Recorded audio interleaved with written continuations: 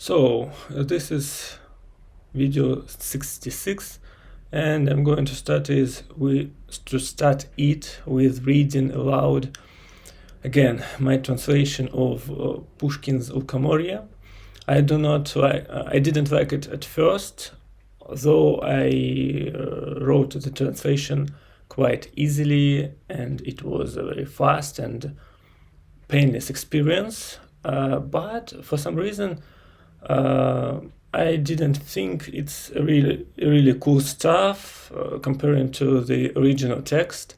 But as I changed some small words, and maybe at some point later I will change other lines that I don't like now, but I can find better words for these ideas.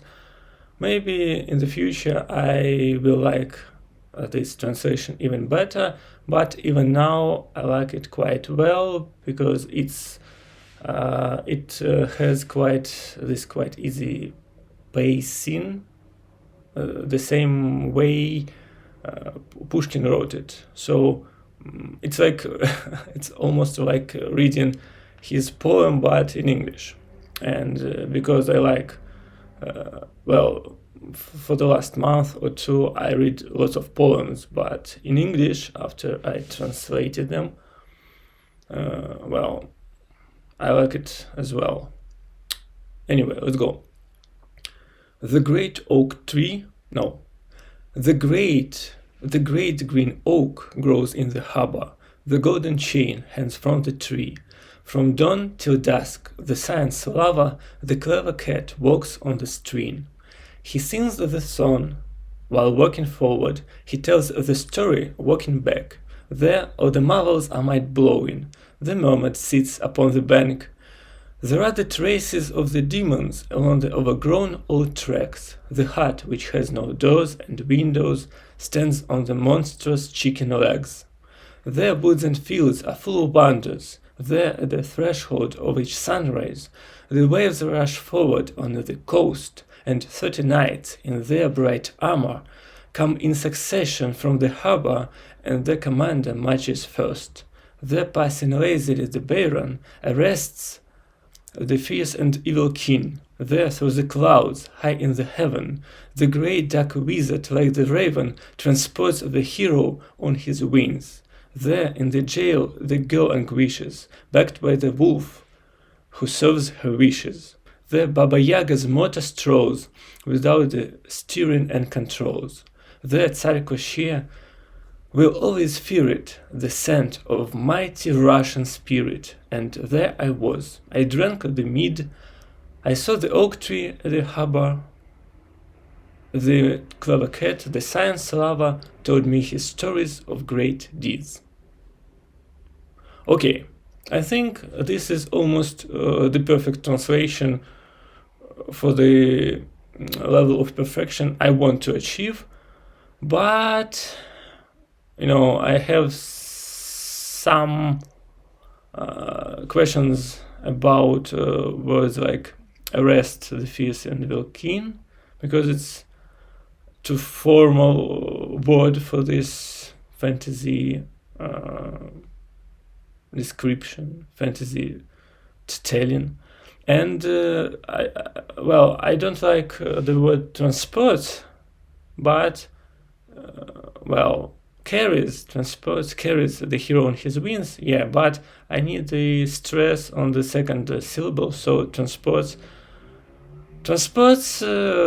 plays its role for now, and something about without the steering and controls, about Baba Yaga's motor strolls. But all the other stuff is quite well, and I have two more new poems. One of them is the translation of Вознесенский's poem «Ты меня не оставляй». Never leave me on my own, I can hear you everywhere, like the echo here and there. Never leave me on my own. You're with me for good, my land, like my old playground friend. Never leave me on my own, never let me stay alone. You will always understand me, peacefully beloved land, with white birches rustling gently like the keys beneath my hand. Neither wits nor pure insight can conceive you, motherland. Nobody will comprehend or compute what's on your mind. Lots of hardships come and go, never leave me on my own. Life's a struggle, bring it on, just don't leave me on my own. You will always understand me, peacefully beloved land, with white birches rustling gently like the keys beneath my hand. If you're gone, then all the tones, words and phrases lose their touch. I won't leave you on your own. Life, I fancy you so much. I'm not guided by my mind, but my heart leads me about. You know well, I'll never die. I'll become one with the ground. You will always understand me, peacefully beloved land, with white birches rustling gently like the keys beneath my hand. Well, even when I read it aloud, I have the same feeling as with Wait for Me, I'll Come to You. It reads really simple, really fluently. The way I pronounce, the way I tell my thoughts, because even Pushkin's tale is quite cool. I have a struggle with the rhythm, with all the stuff beneath these ideas. And another poem that I just translated recently, it's I think one of my favorites from Akhmatova, 21 ночь понедельник. And my translation sounds like this. At the nightwork in Hoffman's Nightcracker, the metropolis contours unfold. It just happened that some local slacker thought of love to be found in the world. Being bored or just being too lazy, everybody believed in this whim. They await every meeting like crazy, feel the parting and sing the love hymns. But the secret's revealed to the others, and at once they become calm and still. I just stumbled on it with no bother, and since then I've felt like I've been ill. Well, I think that the rhythm of the poem is quite well correlated with the original rhythm of Akhmatova's poem. Anyway, this is about that's all about reading poems from the beginning. In the beginning of the video, well, I'm going to in the nearest future I'm going to read, maybe to listen to some materials, some videos, lectures that I listened to maybe 10 years ago or so, and now I'm going to use these topics to retell them in my videos, and I hope at some point I'll start to record daily videos. I think it's enough to record the video about half an hour, but every day, then an hour, but only once a week. The last trend that, well, I created, let's say yesterday, I just retold some settings from the animes that I watched, not the actions that happened in the animes, in the mangas, but the settings. And when I tried to retell the setting, I had real trouble because sometimes the settings are too difficult and it's really hard to tell what's with all this stuff. And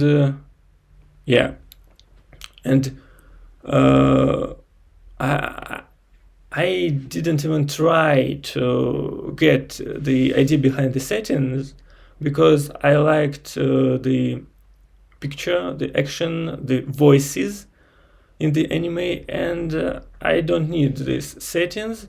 And sometimes the background story is really bad. The world description is really poor. The same way I struggle to get the perfect picture of fairy tale. You know, even some stuff like Harry Potter has a very poor background, because with each book, Rowling thought of something quite interesting, but this stuff kind of crossed all the struggle from the previous books, because, for example, when she introduced these time machines in the third book, it could solve the problem of Voldemort even before Harry was born. There is the fans ending for the I think for the fourth book, or maybe for the third book. I'm not really sure, but the idea in this fans ending was that Severus Snape reminded Hermione not to lose her time machine, as she did in the end. So if let's say in the end, if during the third book about the prison of Azkaban, Severus Snape reminded Hermione not to lose this time machine that she successfully lost in the end of the story of the book, then in the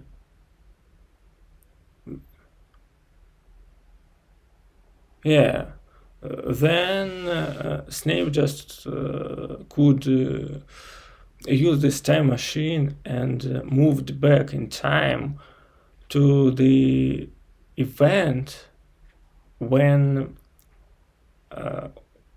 Headmaster Dumbledore came to that orphanage where he found Voldemort and told him about being a wizard. So what? Yeah, and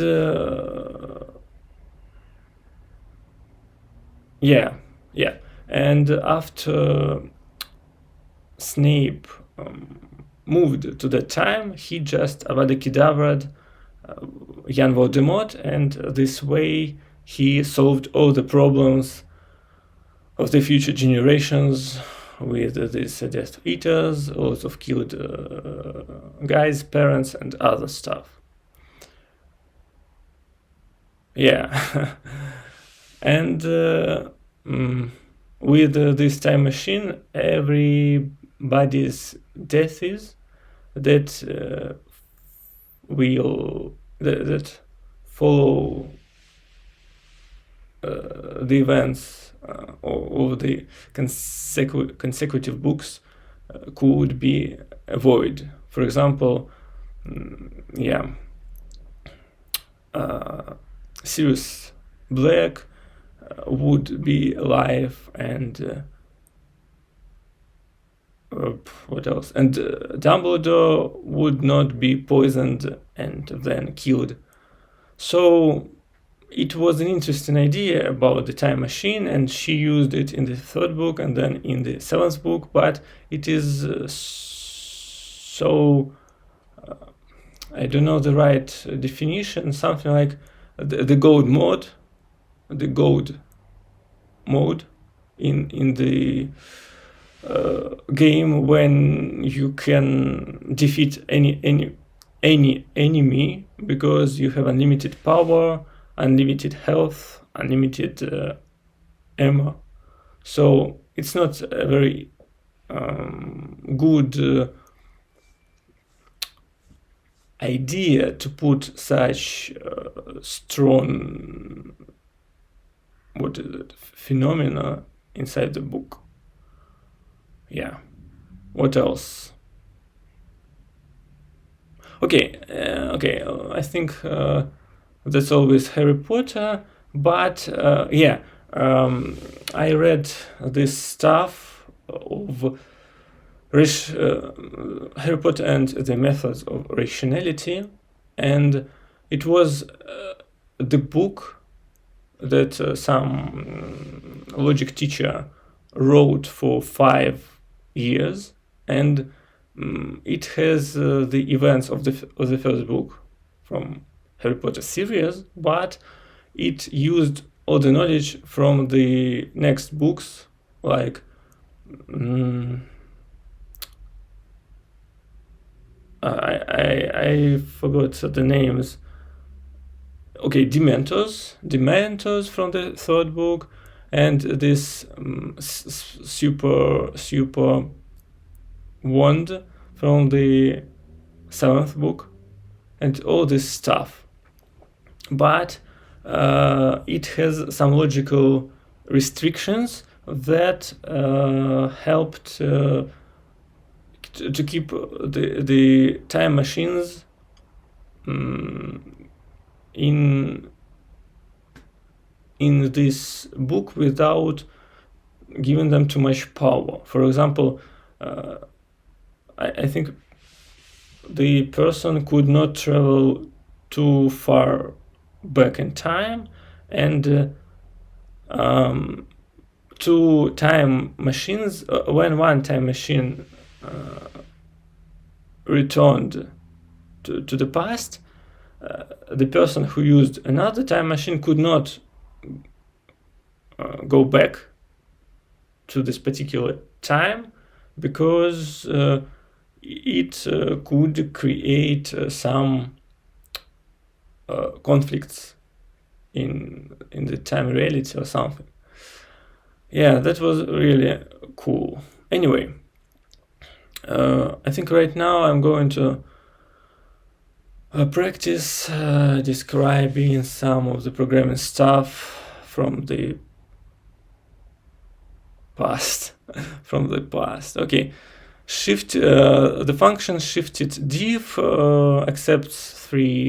accepts two parameters, s1 and s2, which are the strings, and the function returns optional for int. It means it can return int, or it can return the object of type int, or it can return nil, which means no object. So I'll try to understand what is this all about, just looking at the code. Something about, okay, the name, calculate string rotation. Okay, so first, the way I solve this problem, I created the variable s3 and assigned it to strings s2 concatenated together. So then I get the start index of s3. I initialize some count k to 0, and I have some variable shift of type optional int. I think it will store the return results for the function. Then in the while loop, I go through the what?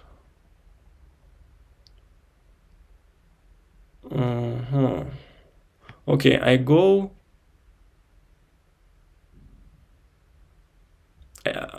calculate, I increase somehow I change this index I until it reach the end of the string s1. Then I get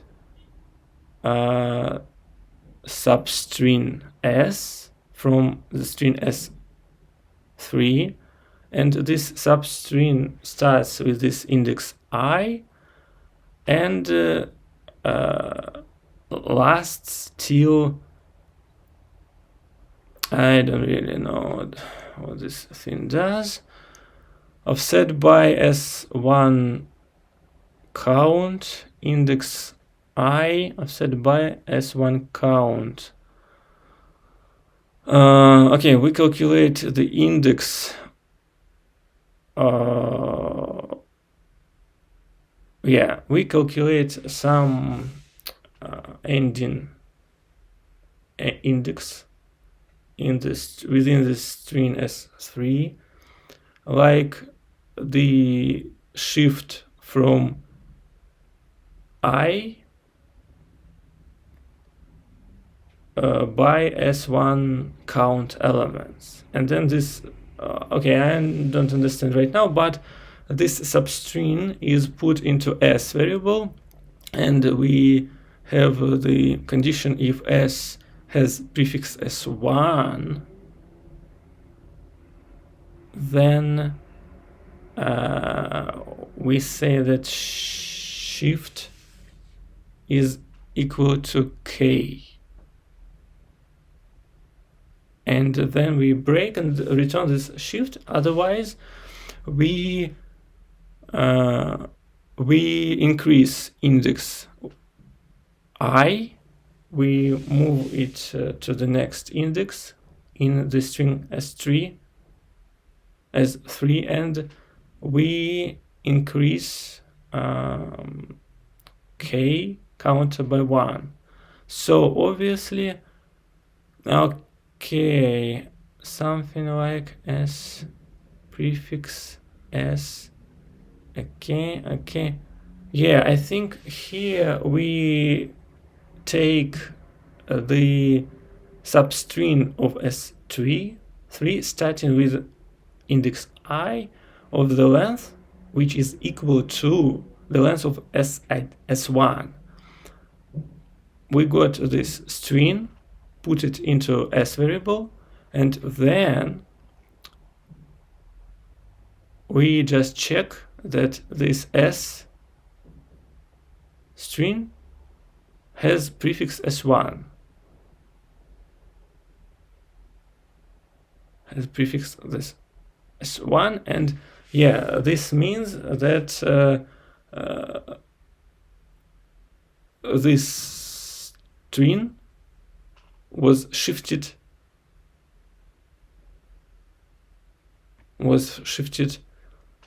so far. And let me quickly check. Yeah, before I got the has prefix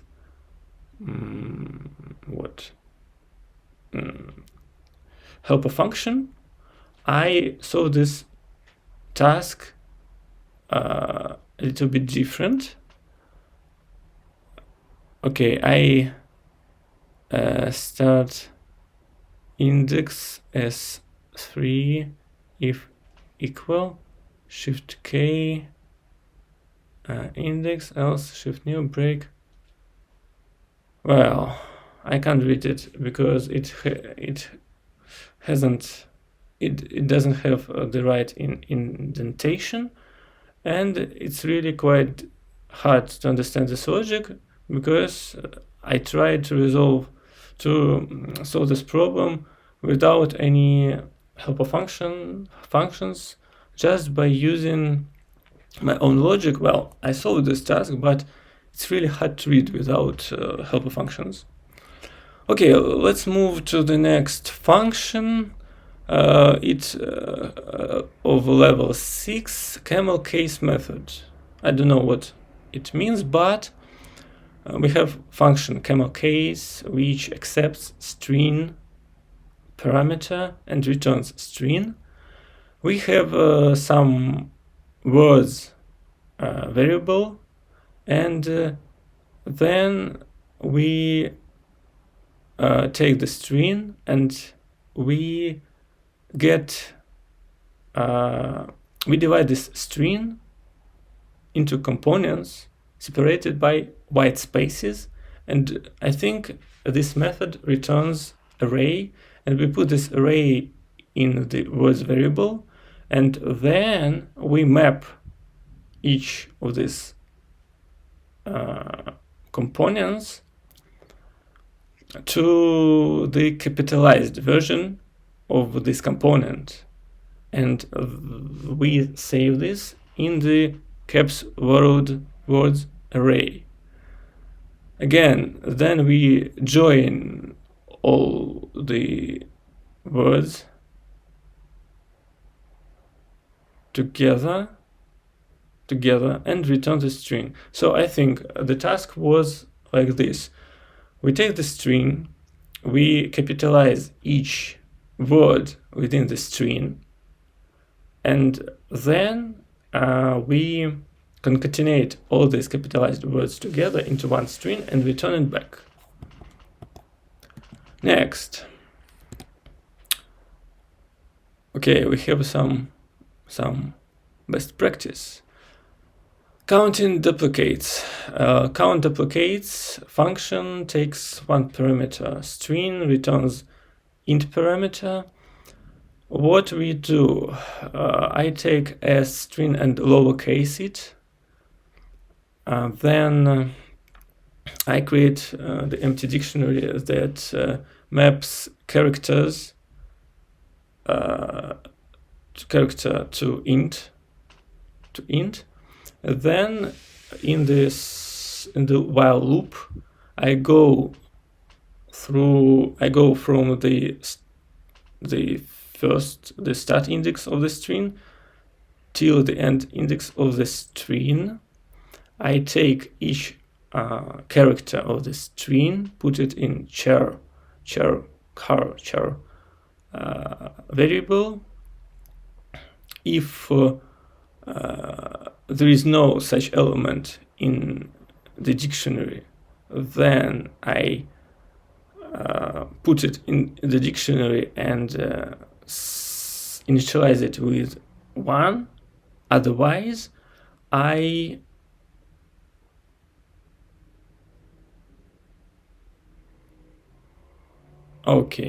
Otherwise, I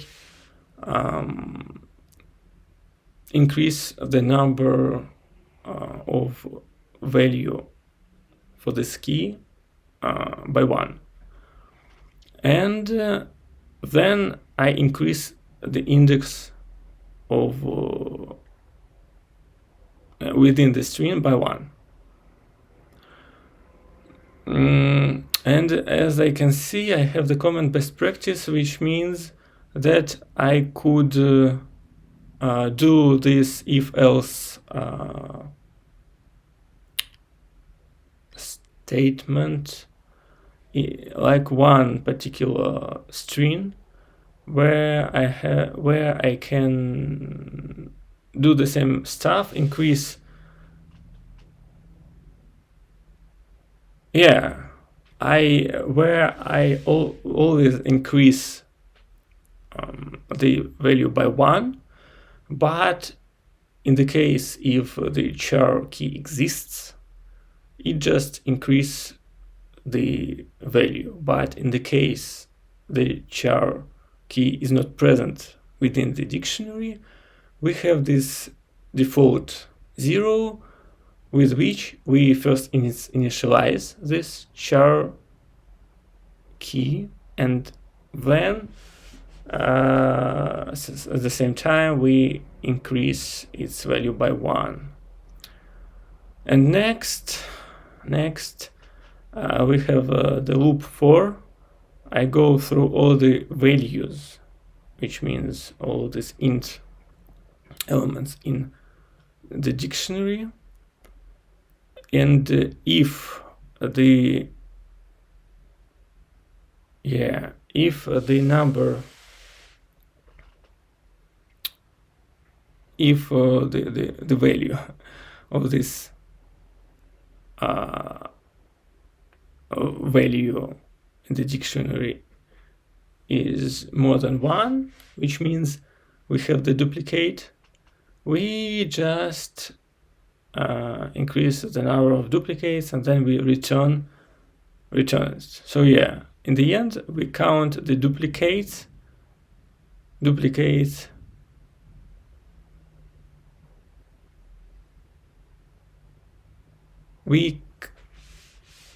the end we count the duplicate characters inside the string s and return the number of these duplicates. Next, dashetize it. The function dashetize it accepts one parameter int and returns the string. In the end, we have some s string where we replace all the occurrences of 2 dashes with 1 dash. And first, what we do first? First, we take this number, which is the parameter of the function. We take its absolute value so that we remove the minus sign if this number is negative. We convert it into string. This way we have the string representation, but we have this number represented as a string. And now we can map this string through some condition. We take each number of the string, convert it into int, and of course because we know that the original parameter was the number, so each element of the string will be a number. That's why we have this force unwrapping sign. And if this element is if this element is odd, which means we have the remainder 1 after dividing it by 2, then we put dashes around this element in the string. Otherwise, the element, the number remains the same. And then we join,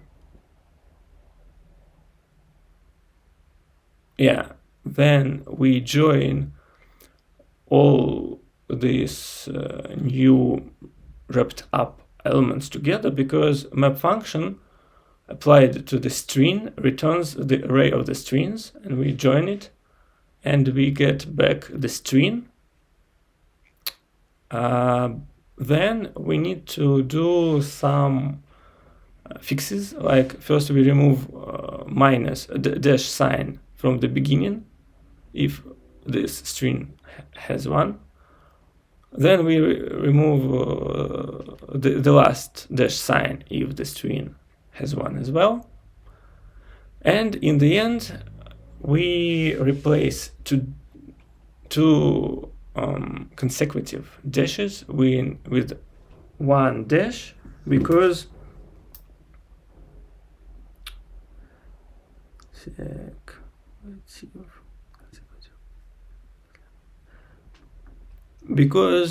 this is the way I solved the problem. So if two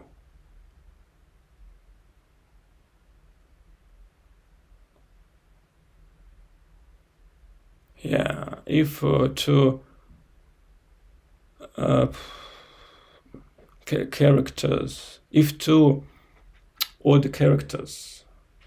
odd digits go together, we have two dashes between them. But according to the condition of the task, we need only one dash between this odd character and other characters around him. Okay, maybe it's not the very clever solution, but it's quite straightforward, and I could understand what was the task about just from the code of this function. I think that's a good way to write the function. Next. Decode the Morse code. Again, the function decode Morse takes one parameter string, returns string. In the end, we have words. Maybe this is, words array of strings, and we join it we join the elements of this array with the space character. And obviously we remove this particular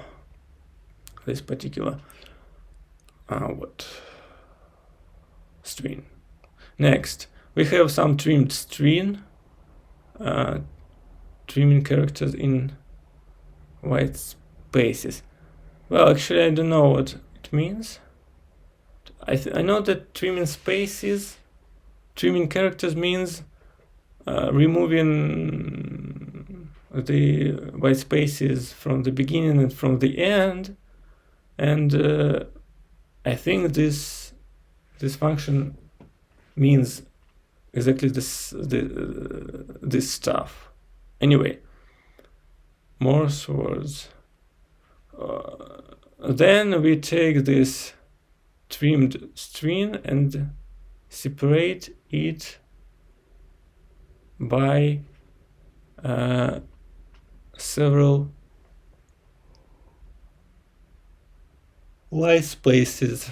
I think it's like 3 white spaces. We have the Morse words array. Then we enumerate, we go through, we take each word from this array.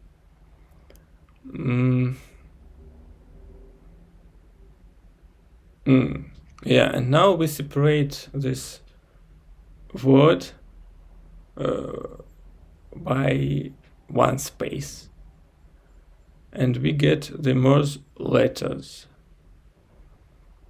Again, Morse letters array. Again, we go through Morse letters array.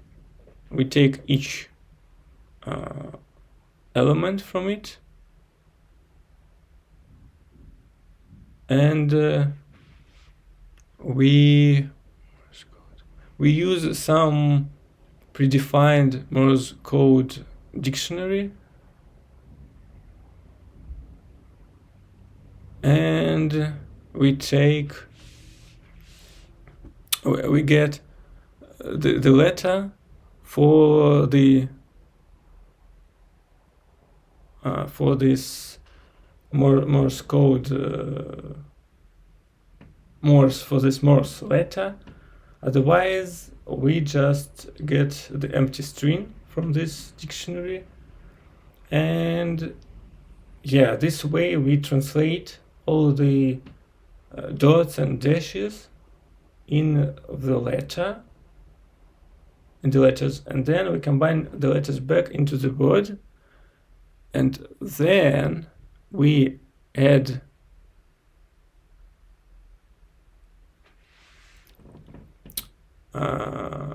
this word to the array of words, and then we join this array with the white spaces. So basically, I think in the beginning we had the string which had dots and dashes, and these elements represented the Morse codes. dots and dashes were separated by white spaces. Yeah, and white spaces. What? Words. What? Let me think. Well, most letters, components separated. Yes. This should be it. What? So, what? So I think that each letter, most letter, was separated from the other letter by 3 spaces. What?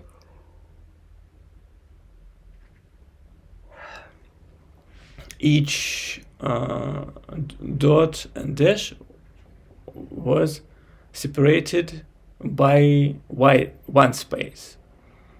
And then we just parsed this line and converted all the Morse letters into the ordinary letters. Then we combined them into the words, and then we joined the words in the sentence and returned this sentence. String components. So words.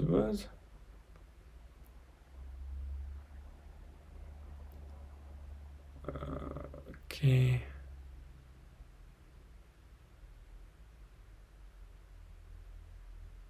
No, I think we had the kind of different condition, premise. So we had these dashes and dots without any spaces between them, and they represented just separate letters, and each letter and all the letters were separated by 1 space, and then we had 3 spaces between the words. Okay, now I understand the condition, the initial condition for this task. Next, we need to find the digital root of some number, int, and return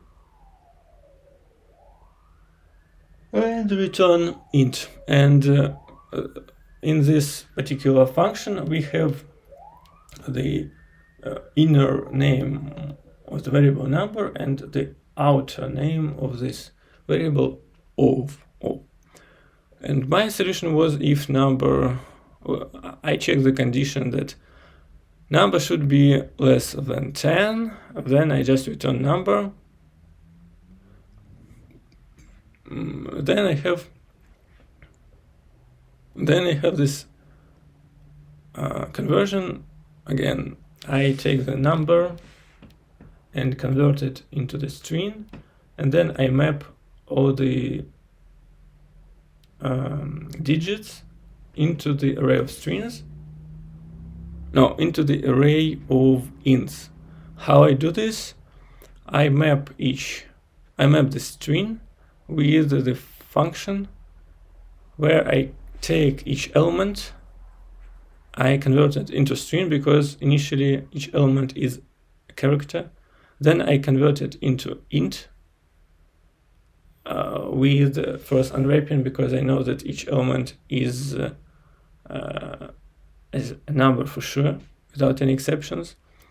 Then I use reduce function where I sum up all the numbers to the initial sum of 0.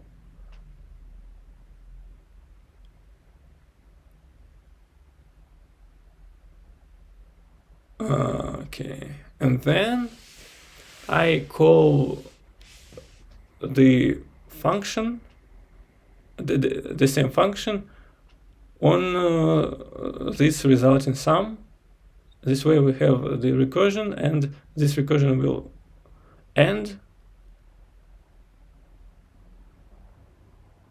Yeah, this recursion will end when the sum of all the numbers in the string will be less than 10. And I have the best solution that I got from the comments for this task. It's if we have digit if number more than 9, then we call digital root on it. Otherwise,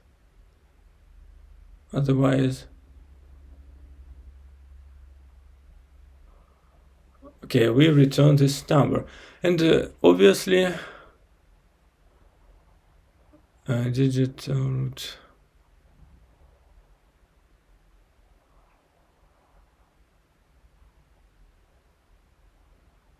Obviously, digital root should be, yeah, in this best solution, there is some change for the number. That's why they call the parameter digit, and somehow they calculated the sum of this stuff, and only after that, I think, they called this Turner operator. Anyway, at least I understood what I wanted to say with this function. Maybe let's check the last function for today. What we have here, disease spread. Yeah, the function is called epidemic. It has lots of parameters, int, 4 ints, 2 doubles, and it return int. It has lots of variables defined, local variables defined, with 0, like array of I, of infected maybe, empty array of doubles, and dt is the time step, which is calculated like the division WTM over double n. S is just the conversion of int as 0 into double. I is the conversion I 0 into double. We define R and K to be zeros of double type. Then we have while loop, where count K is less or equal to tm time. And then we do some calculations as next as minus dt, s minus dt times b times s times I next equals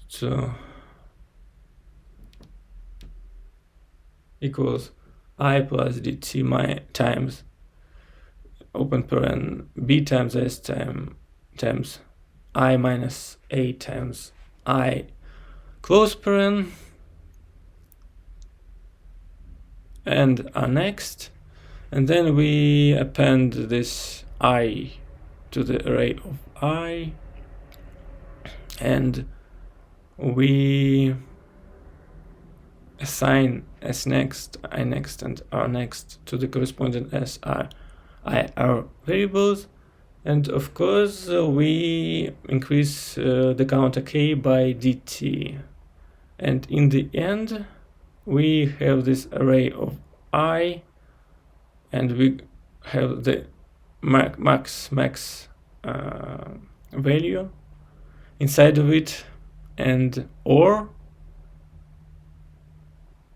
0 if the array is empty. Okay, max, we truncate. I think it means we round the double value to some to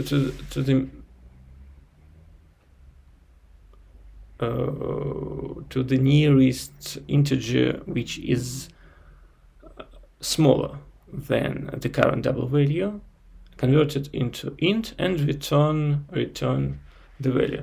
So obviously this is just simple calculations.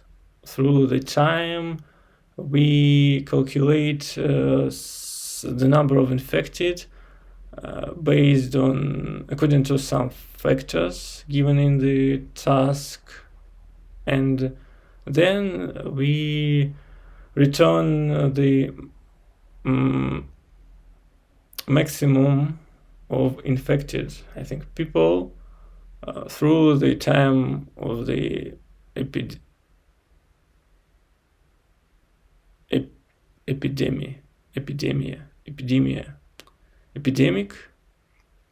So the time of the epidemic spread. Yeah, or we return 0 if some initial conditions say, yeah, that we don't even enter our loop. Yeah. Well, that's not very cool, not very bad, but it's quite cool, and I think I'll stop with it. Well, of course I can spend more time for recording this video. Yeah, but in the end I feel quite tired from reading this code and trying to understand what it does just by looking at it, and then commenting my ideas in English over the lines that I see. And it's better for me, as I said, to make even 20 minutes videos each day. But for this, I need to get the material to discuss, to talk about. Maybe discussing just one function a day will be right, but I'm going to listen to this impressionist stuff, lectures on impressionists, and maybe some other lectures, and retell all this stuff later in my videos. This way I recall the stuff that I like, because I really like the impressionists history, period of art, and I will practice my English skills, because when I watched this impressionist lecture course 10 years ago, in English, of course, I just watched it. Well, I tried to tell about it to someone, but it was in Russian, and right now I have the chance to go through all the stuff and retell it in English finally. And right now I can think of some simple anime that I watched. I just need to think of something, and maybe I need to retell the settings of this anime. Let me think. Let's go with it. This is the Death Note. I don't like it really. Some guys believe that this is the cult anime, and I had my friend in the university who watched this anime ongoing in 2006, and he was super impressed with it. Especially he liked L character, and after L died, he just almost ignored the the end of the anime, he described it for me as if it was just one episode.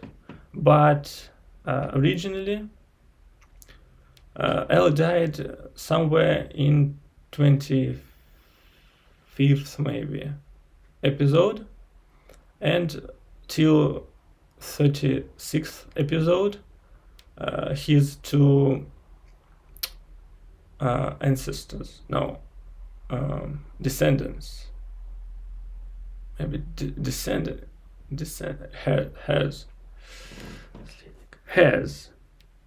because they inherited his knowledge, and one of them was this albino, and other was the red-headed guy. And albino, he just liked this logical stuff, logical games, and the red-headed guy, he was clever, but he was more about action. And in the end, it was explained that L was the real genius, because he was the combination of the action and this logical stuff. So he really could not find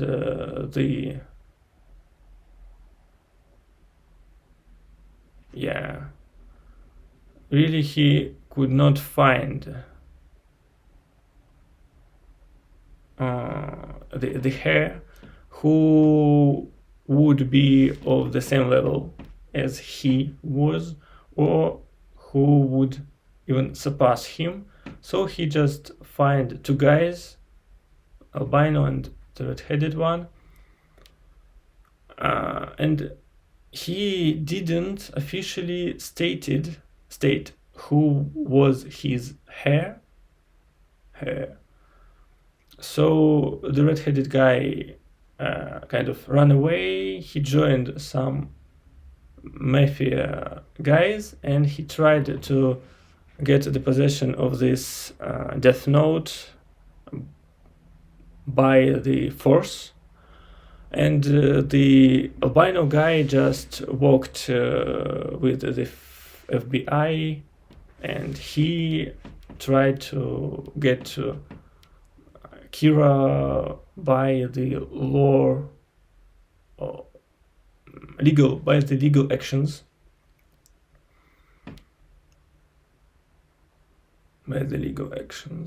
Right. And there is quite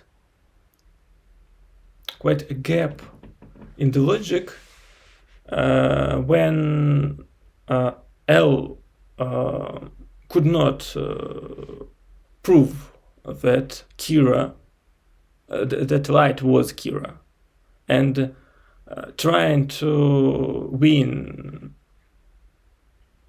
by the rules of his game, he failed, because Light, or Kira, who played by his own rules. It's like Kira won because he got the name of L first, and then L died. L could easily kill Light or Kira, and this way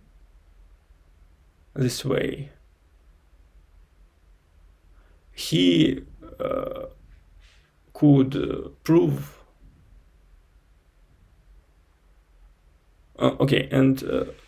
this way he could prove that it was Kira, because all the killings would stop, would have stopped.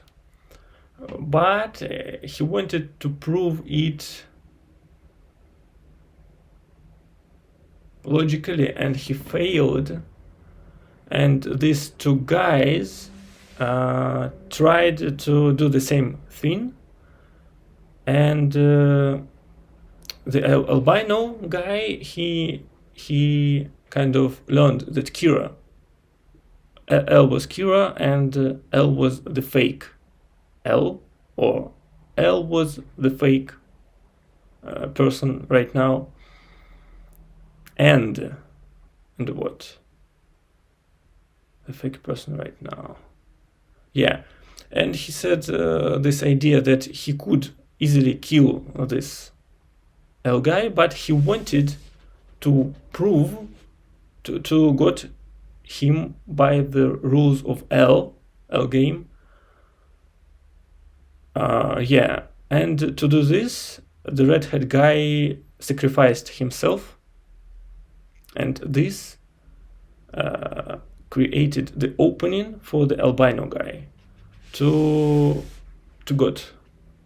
nail Kira. So basically, if L just killed Kira or Light at some point, then all these killings just would have just stopped, and this way he would have proved that Light was Kira, because within this logical game, he died, lots of people died, the redhead guy died, Light's father died, and who else? Light's sister almost died. So, well, actually, I don't see lots of cool stuff in this Death Note thing, but without any doubt, L character is one of the most impressive character in the world of animes. I mean, his logic is kind of Sherlock Holmes stuff, so it's not very impressive, but the way he behaved, well, it's not really impressive too, but his character is quite outstanding. He is this dark round circles around his eyes, this hair, white shirt, his hunched posture, his quite neutral intonation, the way he sat on the chair, the way he held cups, sheets of paper, the way he ate lots of sweets. Well, actually, when I describe this stuff, there is nothing special about this. And the guy who told me about this stuff and who liked L, it was just because he sat and he sat this way on the chair. He held this way paper and cups before L appeared in the world of anime. So it's just something like a identification. He identified himself with this character. That's all. So, but the only reason why I was able to finish the Death Note was because I watched it in English. In Russian, I stopped somewhere at the 5th episode when Light killed the FBI agents, and one of them was the fiancé of the girl who was the